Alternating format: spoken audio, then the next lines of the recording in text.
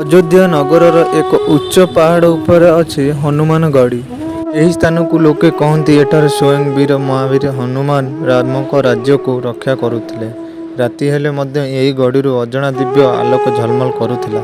ଏକ ଦିନ ଯମରାଜ ଅଯୋଧ୍ୟାକୁ ଆସିଲେ, କିନ୍ତୁ ହନୁମାନ ଗଡ଼ି ସମୀପକୁ ଆସିବା ସହିତ ତାଙ୍କ ମୁହଁରେ ଭୟ ଦେଖାଦେଲା। କାରଣ ଏଠାରେ ଯେଉଁ ଆତ୍ମା ଶରଣ ନେଇଥାଏ ତା ପାଖକୁ ମୃତ୍ୟୁ ମଧ୍ୟ ଆସିପାରେନି।